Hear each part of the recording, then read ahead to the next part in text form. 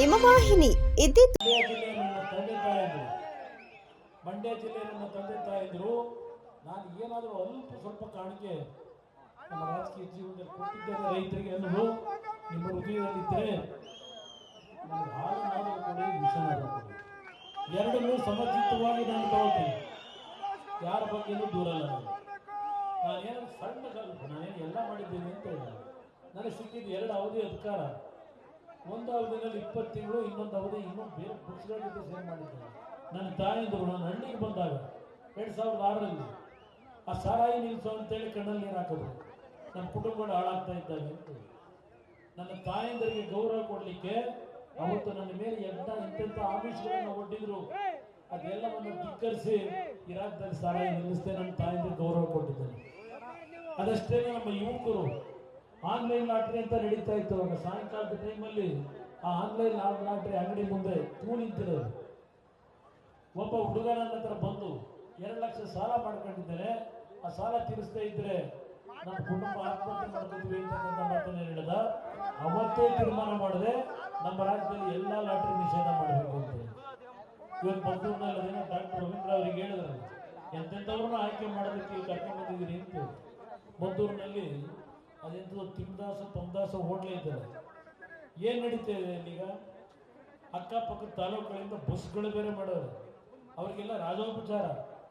ಅಲ್ಲಿ ಪೊಲೀಸ್ನವರು ಈ ಸರ್ಕಾರ ನಡೆಸ್ತಾರೋ ಏನೋ ಗೊತ್ತಿಲ್ಲ.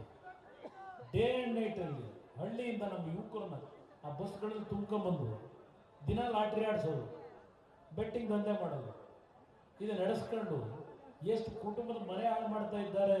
ಇಂಥವ್ರನ್ನ ಮಂಡ್ಯ ಜಿಲ್ಲೆ ಜನ ನೀವು ಒಪ್ಕೋತೀರ? ಇಂಥವ್ರನ್ನೆಲ್ಲ ಒಂದೋಟಿಗೆ 2,000 ಕ್ಯಾಂಡಿಡೇಟ್ 2,000 ಕೊಟ್ಟರೆ 2,000 ಕೈಯಿಂದ ಹಾಕ್ತಾರಂತಲ್ಲ ಮದ್ದೂರು.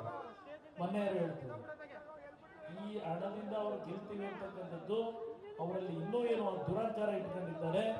ಬಹುಶಃ ಮಂಡ್ಯ ಜಿಲ್ಲೆಯ ಜನತೆ ಈ ಚುನಾವಣೆಯಲ್ಲಿ ದುಡ್ಡು ನಡೆಯಲ್ಲ ಸದಾಕಾಲ ಅಂತಕ್ಕಂಥದ್ದನ್ನ ದೇಶಕ್ಕೆ ಇವತ್ತು ಸಾಬೀತು ಮಾಡ್ತೀನಿ ಅಂತಕ್ಕಂಥ ನಂಬಿಕೆ ಇಟ್ಕೊಂಡಿದ್ದೇನೆ.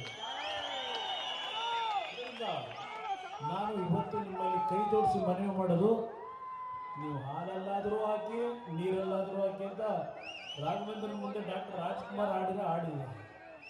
ನಾನು ನಿಮಗೆ ಮಂಡ್ಯ ಜಿಲ್ಲೆ ನನ್ನ ತಂದೆ ತಾಯಂದ್ರಿಗೆ ಇದು ನಾಗಮಗಲ ಗಂಡು ಭೂಮಿ, ಬರಡು ಭೂಮಿ. ಇದು ಇಂಥ ಒಂದು ಬರಡು ಭೂಮಿಯಲ್ಲಿ ಜನಿಸಿ ಒಂದು ಗಾಳಿ ಹೇಳ್ತಾರೆ ಎಲ್ಲ. ಏನಾದರೂ ಚಂದ್ರಲೋಕದಲ್ಲಿ ಜಾಗ ಸಿಕ್ತಂದ್ರೆ ಮೊದಲು ಹೋಗಿ ಲ್ಯಾಂಡ್ ಆಗೋರು ನಾಗಮಗಲ ಜನ ಅಂತಕ್ಕಂಥದ್ದನ್ನು ಅಲ್ಲೋಗಿ ಹಸು ಕಟ್ತಾರೆ ಅಂತಕ್ಕಂಥದ್ದನ್ನ ಹೇಳ್ತಾರೆ. ಅಂಥ ಒಂದು ಗಂಡು ಭೂಮಿ ಇದು. ಶ್ರಮಪಟ್ಟು ಕೆಲಸ ಮಾಡ್ತೀರಿ. ನಾನು ನೋಡಿದ್ದೀನಿ ಬೆಂಗಳೂರು ನಗರದಲ್ಲಿ ಸಾವಿರಾರು ಕುಟುಂಬಗಳು ಇಲ್ಲಿಂದ ಹೋಗಿ ಹಲವಾರು ರೀತಿಯಲ್ಲಿ ಕಷ್ಟಪಟ್ಟು ದುಡಿಮೆ ಮಾಡ್ತಾರೆ. ಹಲವಾರು ಕುಟುಂಬದ ನಮ್ಮ ಯುವಕರು ಹಲವಾರು ರಸ್ತೆಗಳಲ್ಲಿ ರಾತ್ರಿ 8 ಗಂಟೆಯಿಂದ 12 ಗಂಟೆವರೆಗೆ ಆ ಟೈರ್ಗಳ ಚಕ್ರಗಳ ಒಂದು ಗಾಡಿಗಳಲ್ಲಿ ಒಂದು ಬಟ್ಟೆ ಮಾರಾಟ ಮಾಡೋದು, ಕಬಾಬ್ ಚಿಕನ್ ಮಾರಾಟ ಮಾಡೋದು, ದೋಸೆ ಹಾಕೋದು, ಈ ರೀತಿಯ ಒಂದು ದುಡಿಮೆ, ತರಕಾರಿ ವ್ಯಾಪಾರ ಮಾಡೋದು, ಈ ರೀತಿಯ ದುಡಿಮೆಯಿಂದ ಕಷ್ಟಪಟ್ಟು ಸಂಪಾದನೆ ಮಾಡಿ ಸ್ವಾಭಿಮಾನದಿಂದ ಬದುಕ್ತಕ್ಕಂಥ ಏನು ನನ್ನ ನಾಗಮಗಲದ ತಂದೆ ತಾಯಿಗಳ ಜೀವನ ನೋಡಿದ್ದೇನೆ ನಾನು. ಇವತ್ತು ನಾನು ಈ ಚುನಾವಣೆ ನಿಂತಿರ್ತಕ್ಕಂಥದ್ದು ದೇವರ ಇಚ್ಛೆ ಅಂತಕ್ಕಂಥದ್ದನ್ನು ಯಾಕೆ ಹೇಳ್ತಾ ಇದ್ದೇನೆ ಅಂದರೆ, ಬಹುಶಃ ನರೇಂದ್ರ ಮೋದಿಯವರು ಪ್ರಧಾನಮಂತ್ರಿ ಆಗೋದು ಯಾರೂ ತಪ್ಪಿಸ್ಲಿಕ್ಕಾಗಲ್ಲ. ಇವರದ್ದು ಎಂಥದ್ದು 5 ನ್ಯಾಯವಂತೆ, ಏನು 25 ಸ್ಕೀಮ್ಗಳಂತೆ. ಇಲ್ಲಿ ಈ ರಾಜ್ಯದಲ್ಲಿ 5 ಗ್ಯಾರಂಟಿ ಕೂಡ. ಸುದ್ದಿ 3 ವಾಹಿನಿಯ ಹೆಚ್ಚಿನ ಮಾಹಿತಿಗಾಗಿ ಸಬ್ಸ್ಕ್ರೈಬ್ ಆಗಿ ಹಾಗೂ ಬೆಲ್ ಬಟನ್ ಒತ್ತಿ.